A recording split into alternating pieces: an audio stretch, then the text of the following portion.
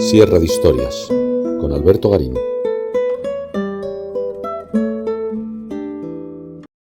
Las ruinas arqueológicas de Iximché se encuentran en el municipio de Tecpan, en Guatemala. Corresponden a la primitiva capital del reino cachiquel, que se llamaba Iximché. Fue aquí donde se estableció la primera ciudad de españoles tras el inicio de la conquista de Guatemala por Pedro de Alvarado en 1524. Y dieron como nombre a este lugar Guatemala, Cuatemalán, un término náhuatl que es el que utilizaron los conquistadores mexicas que acompañaban a las tropas españolas. El hecho de que Guatemala, el topónimo con el que referimos al país y que surge aquí en Iximché,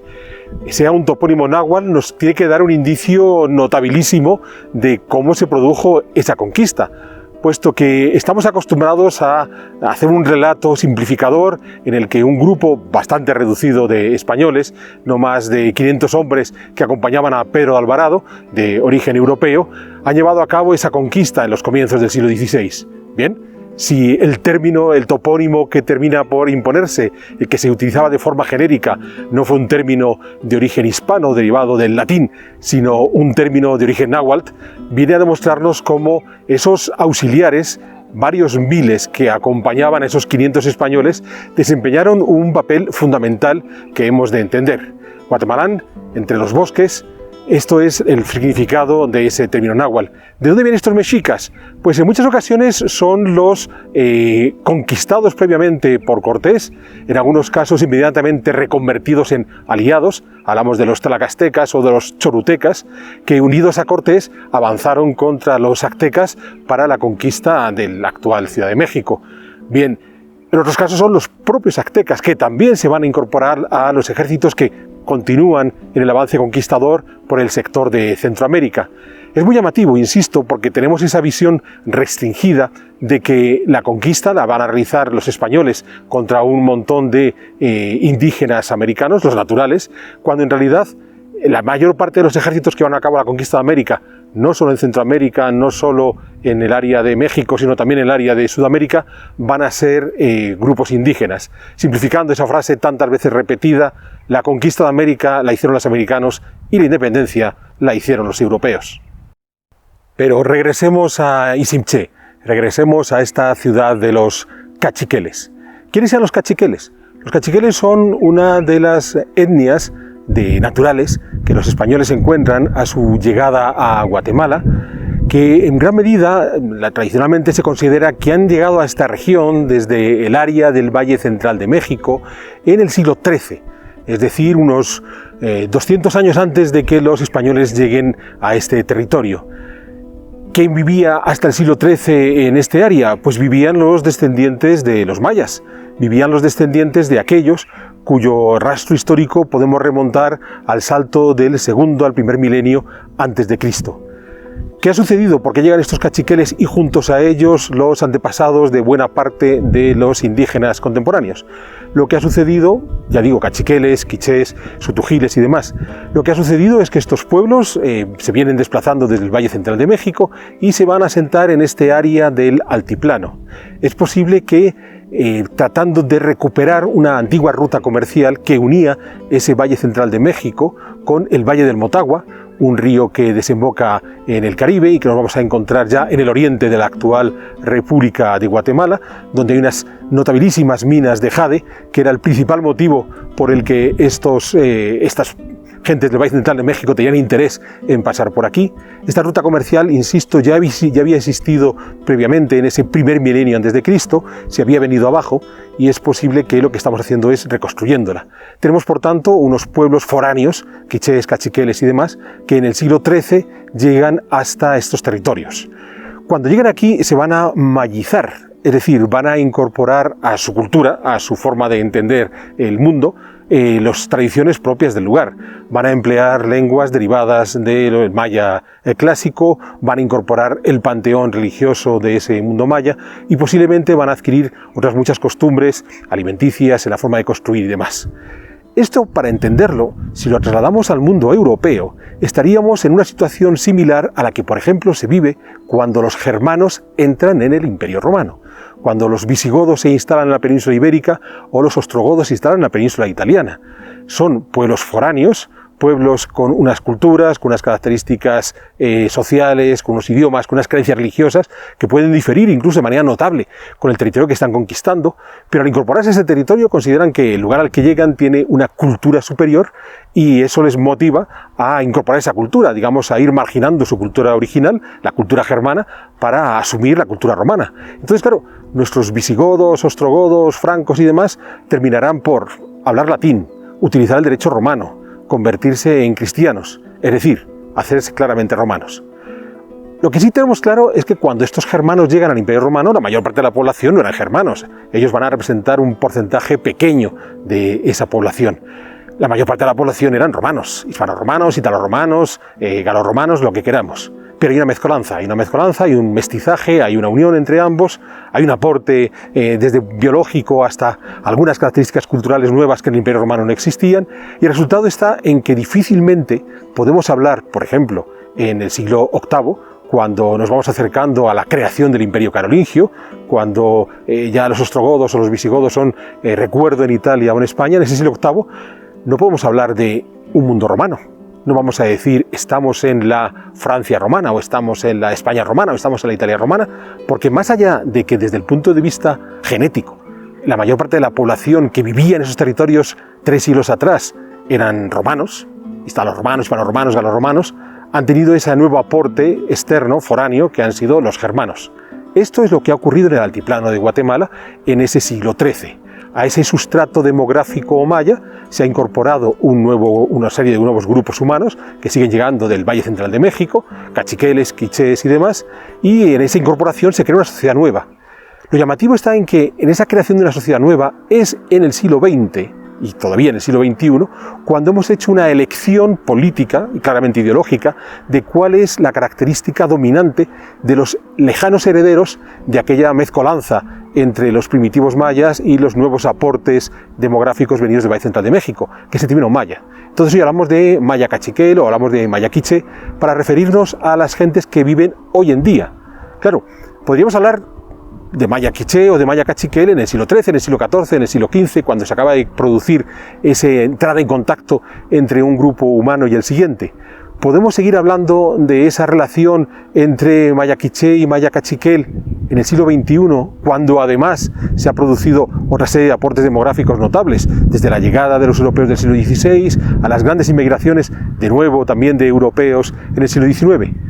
Y de repente, a pesar de esos otros añadidos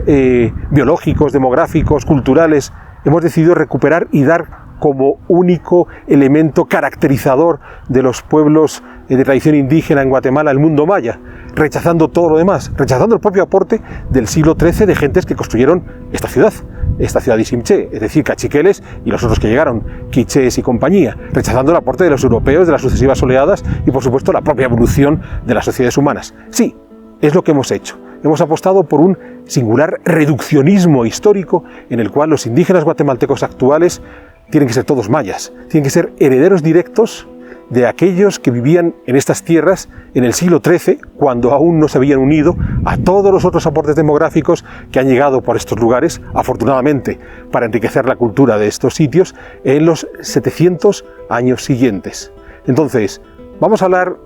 tratando de ajustarnos lo mejor posible a la historia de este lugar, de un sitio cachiquel, es decir, de aquel lugar en el que se impuso una minoría que venía del Valle Central de México, el grupo cachiquel, sobre el mundo demográfico que existía aquí, en una situación pues, de crisis. Podemos ver por qué estaba ese mundo maya en esa posición de crisis, y entonces tenemos aquí un sitio cachiquel. Y si queremos ser más finos, maya cachiquel.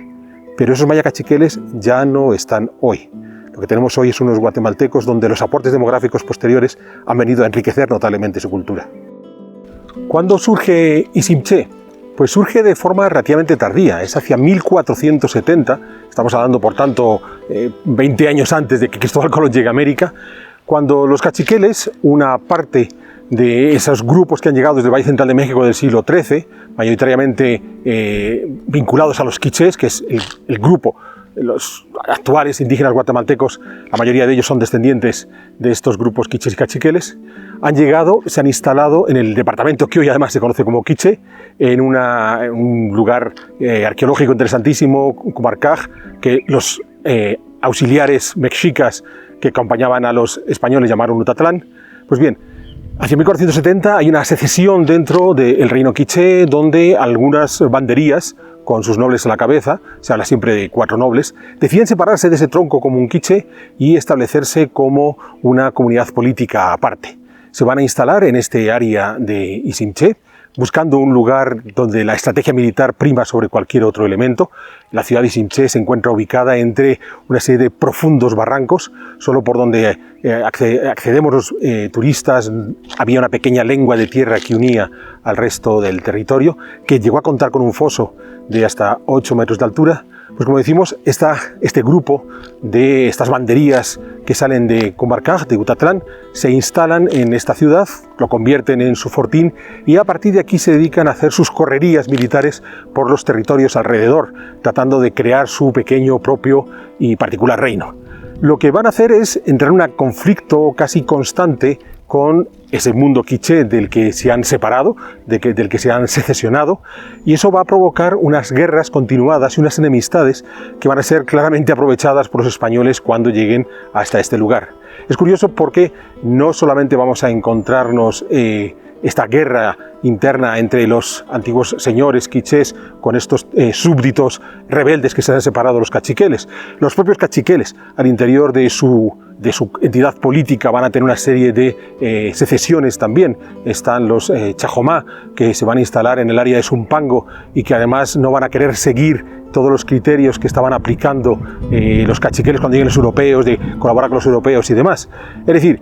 hay una serie de tensiones políticas claras en este mundo precolombino de Guatemala que van a marcar la razón por la que van a encontrar facilidades cuando lleguen los europeos,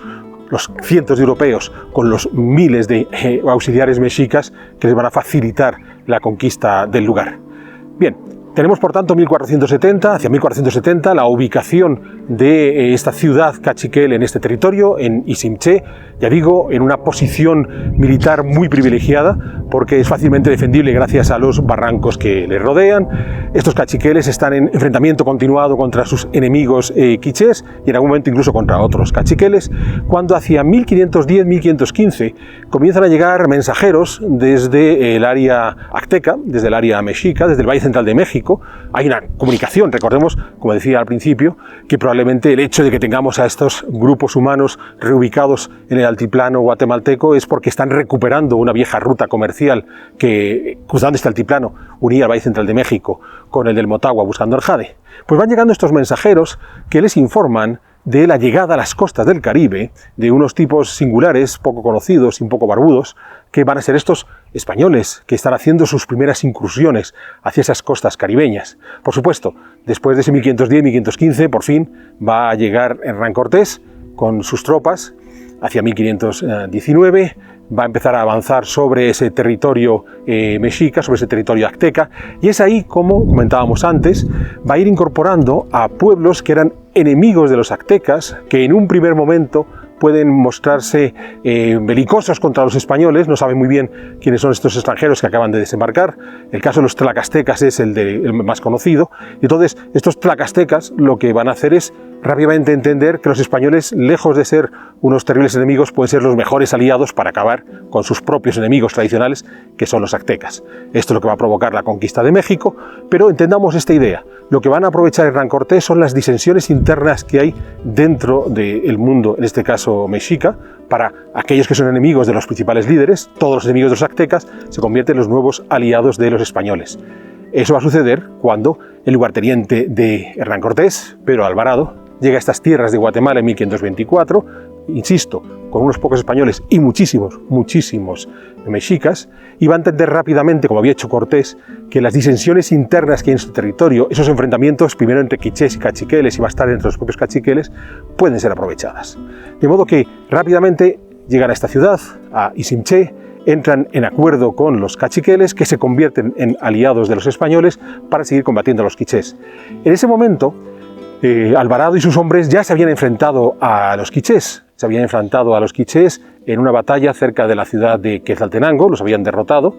Es ahí donde, recordemos, no solo tenemos la superioridad tecnológica del armamento traído por los europeos, sino que además la cantidad de soldados que tenemos en el ejército conquistador es notabilísimo por la presencia, no lo debemos olvidar nunca, de los aliados mexicas. Pues bien, ya los han derrotado, llegan hasta aquí, estas gentes se unen y es el momento que pueden ir a atacar Cumarcaj, Utatlán, en la gran capital de los quichés, porque lo que pretenden es, bueno, vamos a vengarnos de todas las maldades que nos han hecho en el pasado estos quichés, qué bueno que tenemos estos europeos que nos van a apoyar.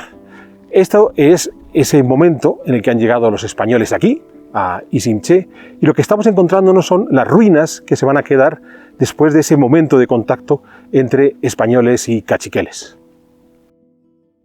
Sin embargo, tras unos primeros instantes de entente entre los europeos y los caciqueles, rápidamente surgieron los enfrentamientos, las ambiciones de Alvarado, que era un tipo un tanto desmedido, provocó la enemistad de estos que habían sido sus aliados provisionales y va a provocar con ello que los caciqueles se retiren de aquí, abandonan este lugar. No sabemos muy bien si lo que pretendían era algún tipo de encerrona, dejando a los españoles dentro y quizás atacándolos de alguna otra forma, o sencillamente encuentran que mejor no convivir con ellos, buscar otro lugar. No van a poder a la larga retomar Isimché precisamente por su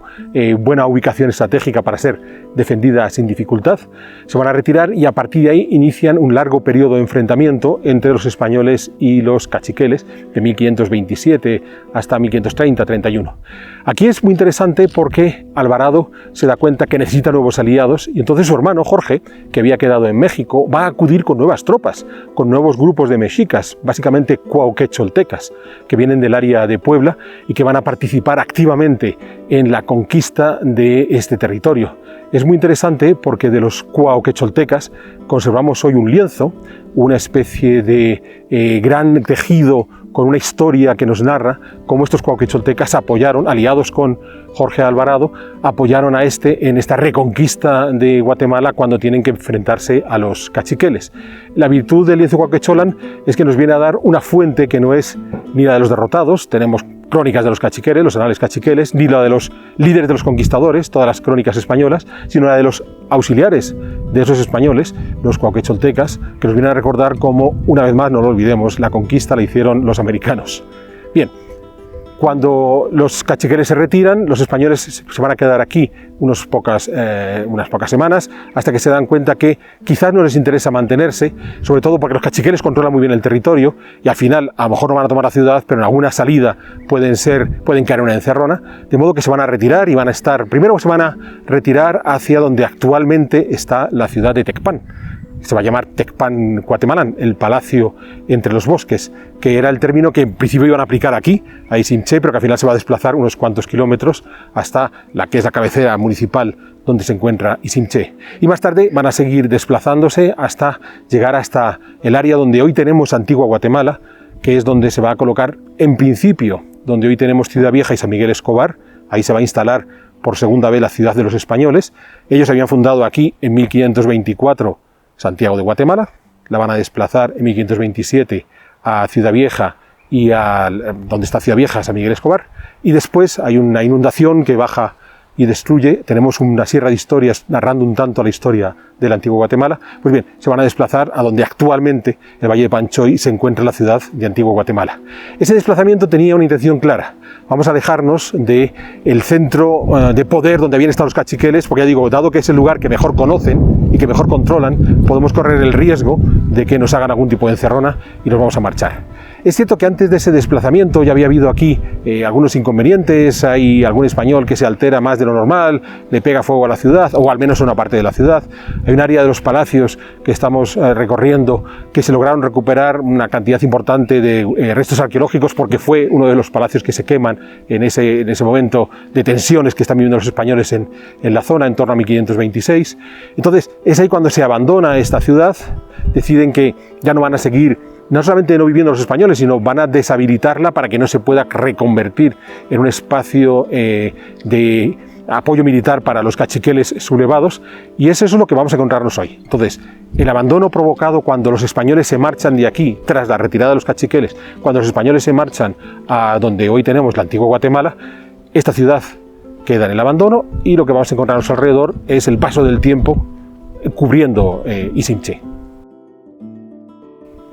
El urbanismo de Izimché es relativamente sencillo, se estructura a partir de una serie de áreas abiertas que han pasado a denominarse plazas, en torno a las cuales encontramos unos montículos que probablemente corresponden a primitivas pirámides, espacios sagrados. Esto no tiene tampoco que llamarnos mucho la atención, es una forma habitual que los seres humanos tienen de estructurar sus espacios urbanos. Sin ir más lejos, podemos pensar en cómo se organizarían un pueblo cristiano. Tendría una plaza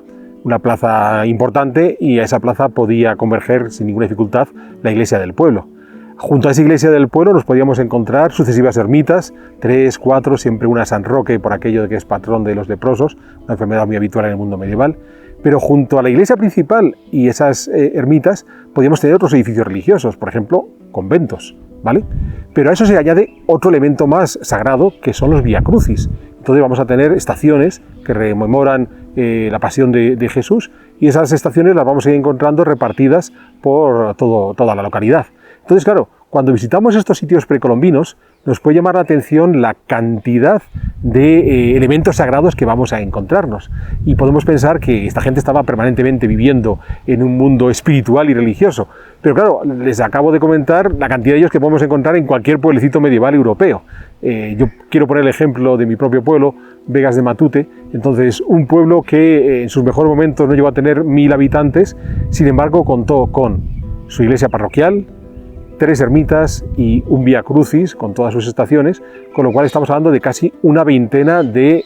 espacios sagrados, de estructuras sagradas, y en muchos casos de gran volumetría, de modo que no es muy diferente la relación que tienen seres humanos como que vivieron aquí en Izimché, los cachiqueles, la relación con el mundo sagrado, del que podían tener sus contemporáneos del siglo XIV-XV en Europa. Hemos de ser muy cuidadosos a la hora de interpretar estos sitios precolombinos a partir de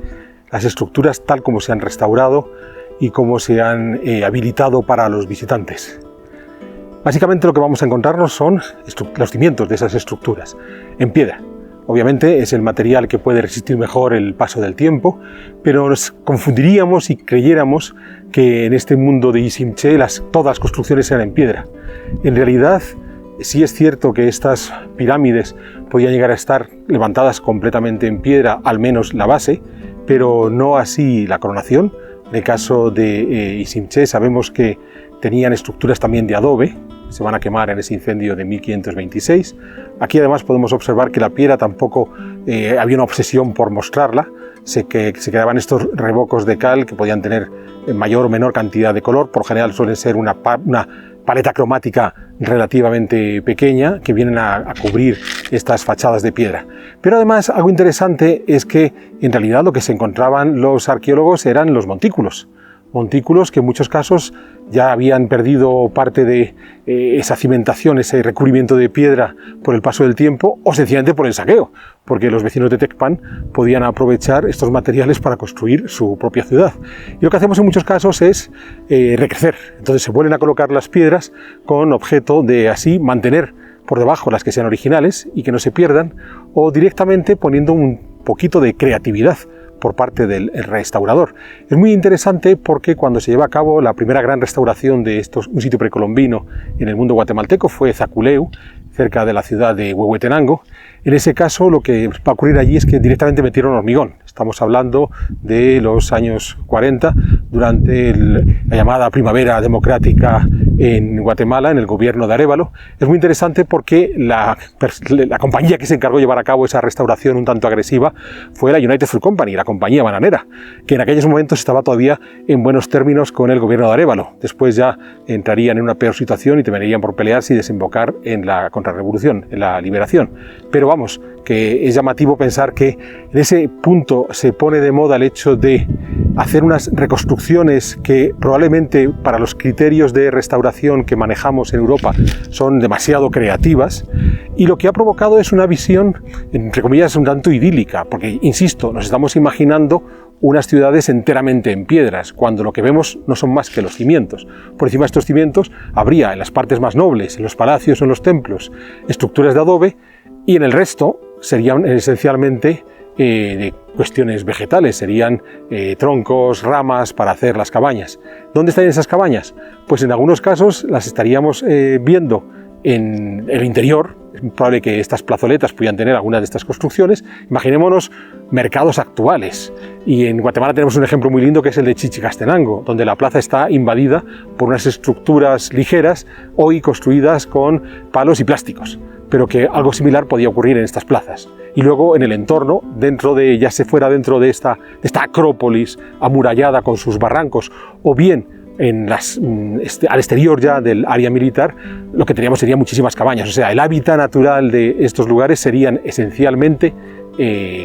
cabañas de madera y cubiertas vegetales. Entonces, no nos engañemos con estas estructuras de piedra, que son las únicas que se conservan porque son las que permanecen más tiempo. Pero a esto se añade el hecho de encontrarnos con estas plazas bastante limpias. En esto hay que agradecer al INGUAT, el Servicio de Turismo guatemalteco, que se preocupa no solo en Isimché, en los otros sitios precolombinos, sobre todo los del Petén, Tikal y demás, de tratar de mantener muy limpia el área. Entonces, claro, da la sensación de que estos gentes precolombinas vivían en campos de golf donde tenían casas de piedra. Entonces, esa interpretación, insisto, es interpretación forzada y que nos engaña, porque no. Probablemente en el momento que esto es una plaza pública no tendríamos este césped casi de campo de golf. Es cierto que en este momento está un poco más seco porque no estamos en el periodo de lluvias en Guatemala, y entonces no tendrían este césped, serían grandes barruzales, que es lo que podría ocurrir en cualquier plaza pública de cualquier parte del mundo donde hay mucha gente que está caminando. Si no tienes un empedrado correcto sobre el suelo y lo único que tienes es un suelo de tierra, pues ese suelo de tierra inevitablemente se va a convertir en un lodazal, ¿vale? Con construcciones realmente muy humildes, construidas, insisto, a base de palos, de ramas, de cubiertas vegetales, y entonces no estaríamos ante esta sensación de unas ciudades limpias, nítidas, que es lo que nos suelen transmitir cuando visitamos los lugares precolombinos en sitios como Guatemala o la propia México. Hablábamos hace un momento de espacios sagrados. ¿Había sacrificios humanos en esta ciudad Cachiquel? Por lo que han encontrado los arqueólogos, sí. Se han encontrado unos cuantos docenas de cuerpos, muchos de los cuales estaban degollados y con trepanaciones en el cerebro. Y además personas jóvenes sin carencias alimentarias, con lo que podemos pensar que incluso pertenecían a la parte noble de la sociedad. Por lo general solían ser prisioneros, tomados en las guerras, aunque no era inhabitual que también pudiera haber sacrificios dentro de los propios miembros del clan, del grupo social. En la actualidad se ha habilitado un espacio para el mantenimiento de cultos precolombinos, obviamente sin sacrificios humanos, sencillamente en una relación directa con la madre naturaleza a través de la quema esencialmente de frutos y vegetales. Lo llamativo está en que cuando yo empecé a venir a Guatemala, hace ya más de 25 años, tuve ocasión de estar no solamente aquí en Isimché, sino también en Utatlán o en el Cerro de Pascualabaj, en Chichicastenango, y en aquella época todavía se sacrificaban animales, en aquella época esencialmente pollos, todavía sacrificaban animales y aquello era una cantidad de sangre notable. Es posible que en estos tiempos contemporáneos no sea estéticamente agradable el ver cómo estos chamanes que se siguen vinculándose a una religión precolombina o a una religión de tradición precolombina sacrifiquen animales entre un montón de sangre. De ahí que se ha ido moviendo hacia algo más políticamente correcto, que es sencillamente quemar vegetales. Pero es muy interesante esa conversión que se ha dado en estas religiones chamánicas hacia unas soluciones estéticamente más agradables para los turistas. Bien, más allá de los espacios sagrados, las pirámides, que son las estructuras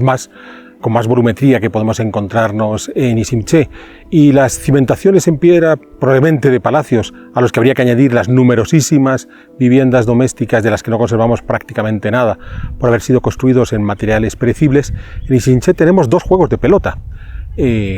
Por supuesto, podemos encontrar también una función sagrada en estos encuentros de pelota, pero vamos más allá. En lugar de trascender, volvámonos frívolos o demasiado terrenales y pensemos que los juegos de pelota de este mundo maya, en esencia lo que nos viene a contar es esa afición que los seres humanos tenemos cuando vivimos en comunidad,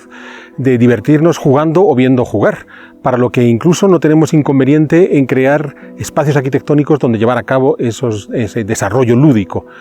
comparemos, estamos viendo juegos de pelota en el mundo precolombino, pero podríamos pensar en anfiteatros o circos en el mundo romano, podríamos pensar en los frontones tradicionales de muchos pueblos castellanos, o en la actualidad los estadios de fútbol o las canchas de baloncesto. En realidad, los juegos de pelota, más allá de que no seamos capaces de entender muy bien cómo funcionaban, quizás sabemos que golpeaban con el hombro, con las caderas, cómo hacían para introducir la bola en el marcador, si había algún tipo de, ya digo, ritual más complicado,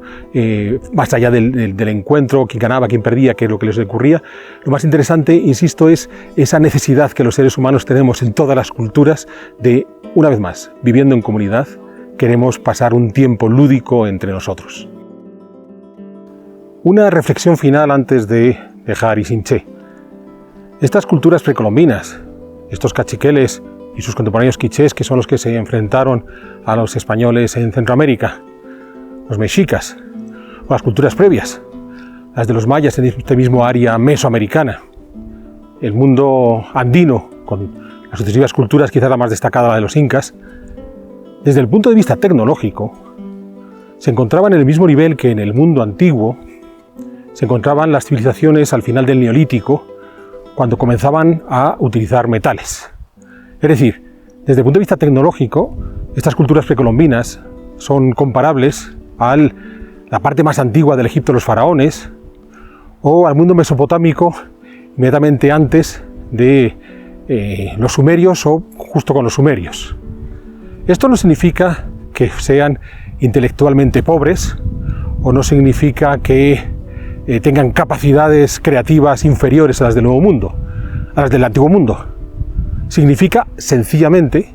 que en la evolución de estas sociedades humanas que habían llegado a este continente americano hace 15.000 años, las necesidades a las que tenían que enfrentarse no les habían exigido dar un salto tecnológico como el de la metalurgia, que se había producido en el viejo mundo, ya cuando entramos bien en el Egipto de los faraones o entramos bien en el mundo mesopotámico, asirios, babilonios y compañía. Quiero insistir en ese punto de que los niveles tecnológicos, insisto, no son equiparables a niveles de desarrollo intelectual. Sencillamente es cuáles son las herramientas que necesitamos y, por tanto, hemos sido capaces de crear. A partir de ahí, si queremos hacer paralelismos entre el mundo precolombino y el viejo mundo, hay que buscar esos paralelismos, una vez más, en ese viejo mundo de finales del Neolítico, inicio de los metales, para de esa manera poder encontrar ejemplos que nos hagan entender cuáles eran las cuestiones, estructuras sociales, culturales que estas gentes precolombinas podían estar viviendo.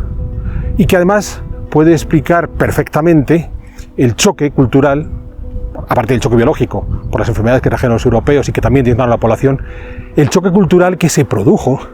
cuando están llegando los europeos a América, porque están llegando con unas innovaciones tecnológicas o con unos recursos tecnológicos que en este mundo precolombino no se habían dado, sencillamente porque aún no los habían necesitado. Entonces, claro, a la larga sería como si a los soldados medievales, con sus armaduras y sus espadas, los hubiéramos hecho enfrentarse con un ejército contemporáneo con misiles. Inevitablemente los soldados contemporáneos pueden ser profundamente brutos, pero si tienen un misil y frente a ellos tienen un montón de soldados claramente inteligentes que solo pueden defenderse con una espada, pues es muy probable que la batalla la vayan a ganar los que llevan los misiles. Esto es interesante entenderlo porque uno de los problemas que hemos tenido a la hora de enfrentarnos al mundo precolombino es tratar de buscar una equiparación más allá de donde estaban, que era al final del Neolítico, que es un momento histórico muy noble y natural para las sociedades humanas, pero que es ahí donde tenemos que tratar de encuadrarlos. Pretender buscar interpretaciones que vayan más allá y buscar paralelismos, por ejemplo, con las ciudades griegas del periodo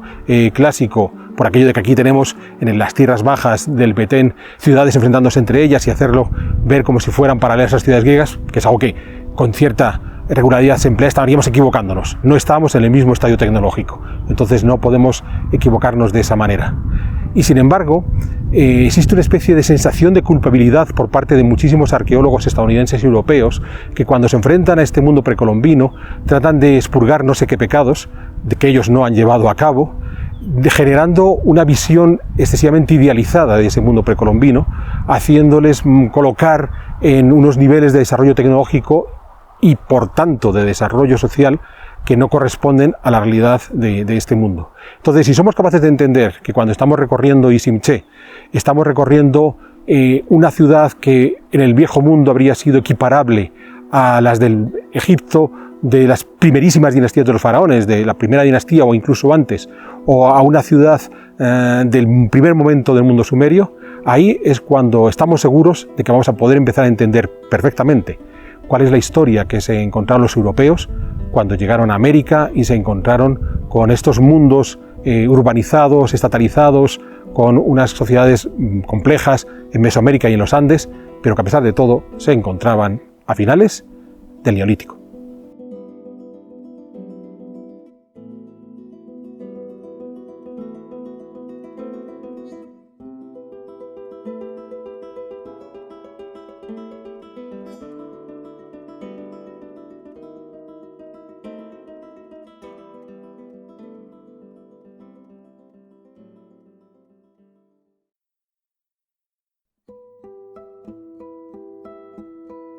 ¿Quieres incorporarte a la comunidad de Sierra de Historias? Pulsa el botón Unirme, apóyanos con tu contribución y conviértete en miembro de nuestro canal.